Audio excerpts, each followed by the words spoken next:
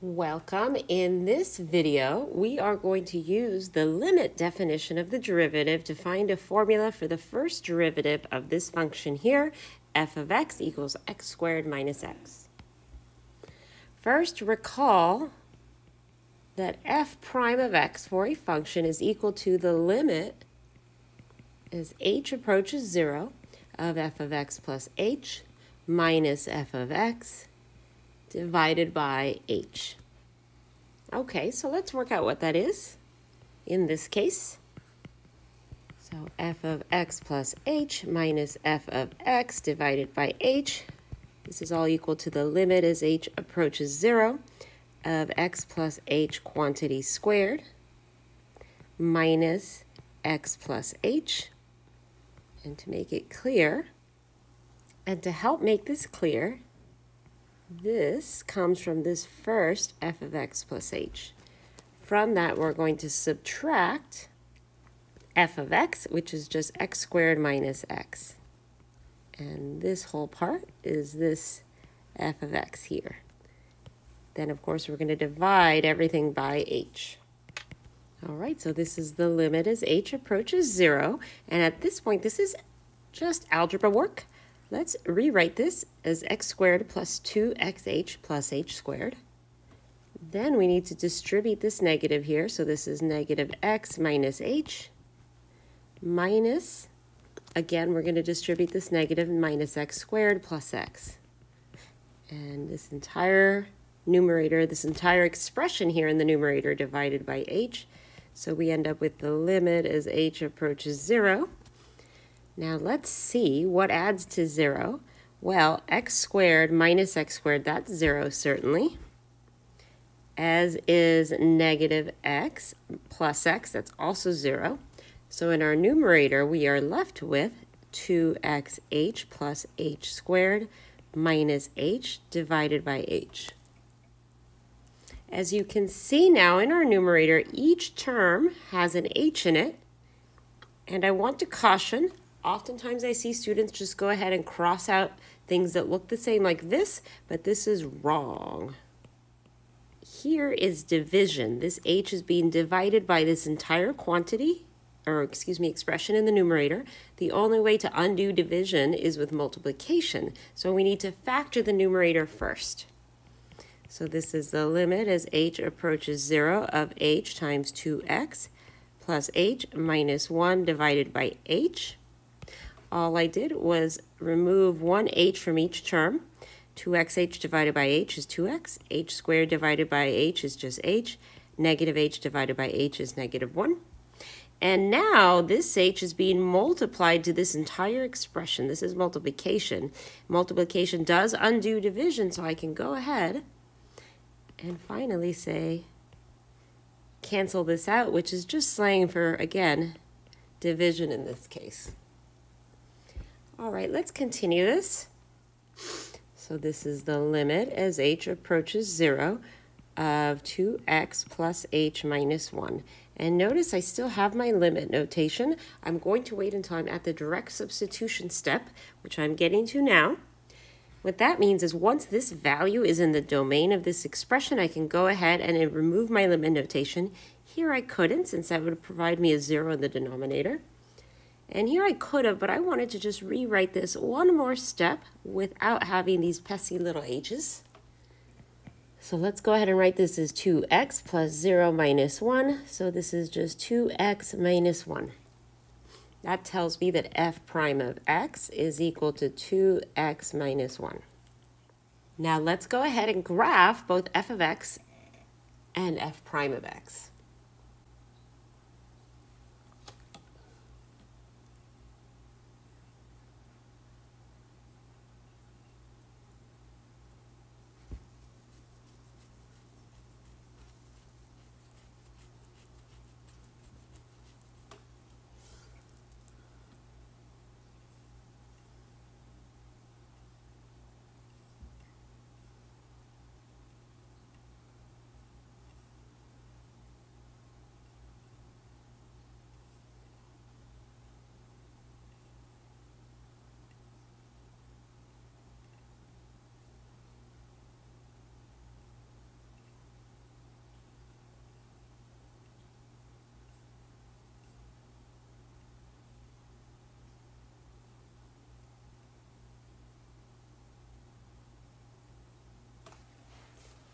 All right, as you can see here, I am using the desktop version for Mac of GeoGebra Classic.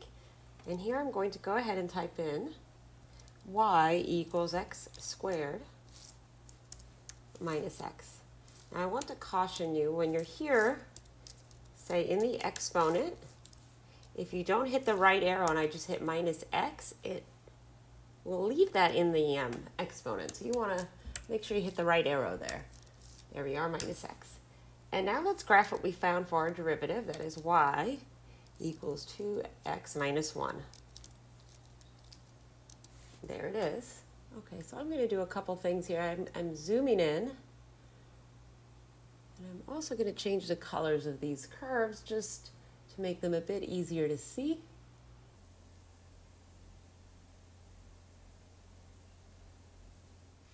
All right, so there I have f of x in green and its derivative, f prime of x, in blue. So let's take a look at some important key features of these graphs. First of all, let's consider our original curve, that is f of x here, this parabola in green. Notice that right here it has a slope of 0. That's at, it looks like x equals 1/2. That is, the tangent line here is horizontal, so the slope of the tangent line here is 0. So this is the first key feature I want to look at. At precisely this spot where x equals 1/2, the derivative function crosses the x-axis. Remember, this blue curve is telling us what the slope is of this parabola at any given point. The slope of this curve here, the rate at which this slope here is changing here, is 0. So because the slope of our parabola is 0 right here at this spot, that tells me that its derivative has to be 0, that is, cross the x-axis. So that's the first key thing to look at. Next, let's take a look at the left side of our original parabola. That is here. Let's take a look at this part of the parabola. Notice that the slope is very steeply negative here, and it's still negative here, but not as negative. And then it's becoming less and less negative as we head towards x equals 1/2. So this is the second key feature I want us to look at. That is, the slope of this curve of f is negative to the left of 1/2. That tells us that its derivative function has to lie below the x-axis. So here is our x-axis. Any values for this blue derivative line above the x-axis tell us the slope is positive. Any below in this direction tells us the slope is negative. So notice that wherever the slope of this curve is negative, its derivative lies below the x-axis. All right, let's go ahead and look at one more feature that is on the right side of this point here. That is where the derivative is 0, so the tangent line intersects the x-axis. We notice that the slope becomes a little bit more positive as we move forward. That is, it becomes more and more steep. And in fact, the derivative is positive here, so our derivative function in blue must lie above the x-axis, which it does.